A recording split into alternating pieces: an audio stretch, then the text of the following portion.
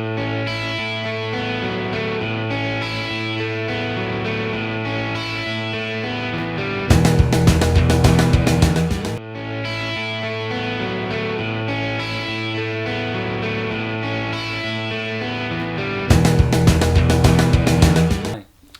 Sturm, I'm 48 years old, and I've been in a number of bands including the Nixons and ITV, and I'm here to talk about my career in music.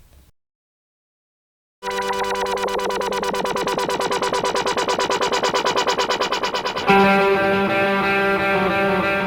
think there's a couple of different reasons why I got into music. Basically, from when I was very young, I was trying to make up songs on the piano. My parents always telling me to shut up and play Beethoven instead of playing my own songs. So I decided that I really wanted to get into writing my own music.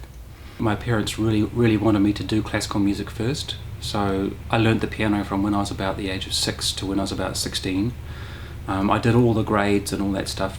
I really wanted a guitar though, and so I made a deal with my mum that if I got a scholarship at school, that she would buy me my first guitar. I'd found one under the house, and it was this horrible, shitty old thing with only 3 strings on it, and I used to bang out these songs on it. And she obviously knew that I was really into it, so she said, get good marks and a scholarship and then we'll buy you a guitar. And that was the guitar that I learned to play. I decided that I was just about ready to get into bands, so I answered a couple of ads that I saw, and I went over to the North Shore and met with these guys. There was 3 guys there, and they all seemed pretty nice. They apparently, in hindsight, thought that I was really strange because I came in, set up my guitar, and they started playing songs that they already knew, and I started doing all this crazy guitar stuff at the top of the songs they already had, which was apparently really weird. And they thought, this guy is really strange, but he does interesting things, so we'll give him a go. Maybe after being together for about 6 months, we played our first show. And we came up with the name The Nixons.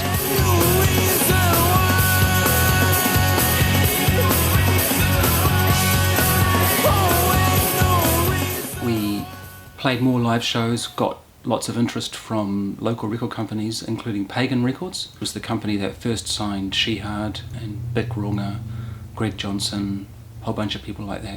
And we were to be the second band in York Street Studios, which at that time was just starting. And so we followed, I think it was Supergroove. We made it with Malcolm Welsford, who was the same guy who produced Shehad's first record.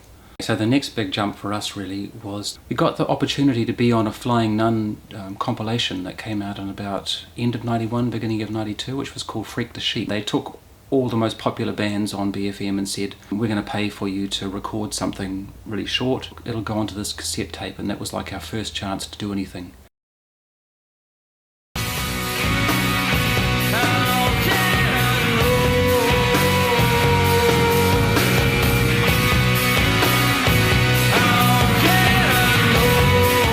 We'd started going out touring around the country heaps, and so we did about 3 or 4 national tours. By this point we'd started to get lots of airplay, and we'd had a few #1 songs on the B-net. Our song was the first New Zealand song to chart in the top 20 just from online sales.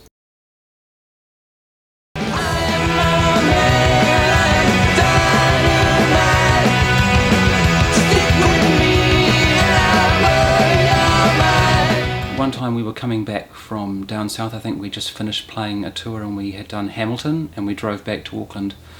We were way too tired to unload the van, so we left some of our gear in the van, parked outside the bass player's house, and went inside and slept. We discovered when we went out in the morning that the van had been stolen, and found out later on that it was a gang who had followed us back from Hamilton and stole the van with all of our gear in it. And so that basically meant, we didn't have anything aside from our guitars, which we'd taken inside, all of our backline, amps and all that stuff, and we had bought a PA and everything. That was all nicked. We never saw it again, although we did find out which gang stole it. Well, I can't say, because I don't want to get my house burned out.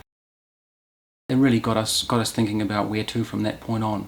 And so what we decided to do was hook up with some people who were in San Francisco and do some big tours of the US. So basically everywhere in a van. It's a really formative thing to go on tour like that, just 3 guys plus a sound person. We basically set out from San Francisco and we played basically non-stop for 3 months, touring all over the place. I think we went to 30 states on the first tour.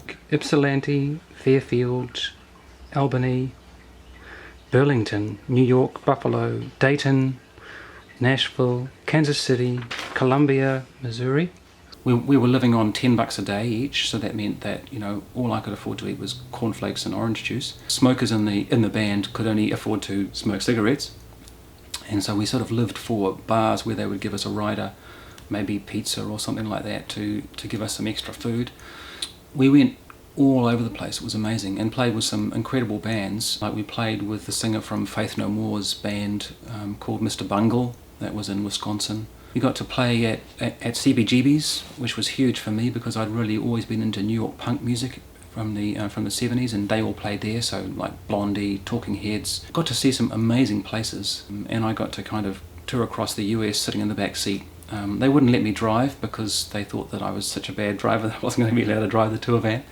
So all I had to do was just sit there, write music, read books, watch America going past, and then save my voice and sing at night time.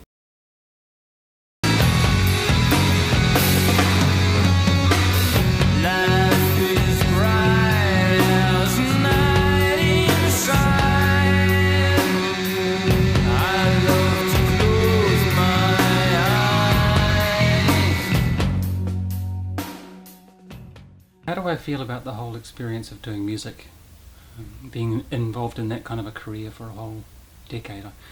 It was a great way to spend my 20s. I had that chance to sort of craft myself, make a living doing something that I was really into. And I mean, I do think back at those times, and I kind of think about how it was a very kind of free and easy life to be able to just travel around, make music. I mean, we had no financial certainty or anything, but that didn't really matter because it was very creative. You know, your life was what you made of it. That's really the story of my musical life up to this point, 20 years.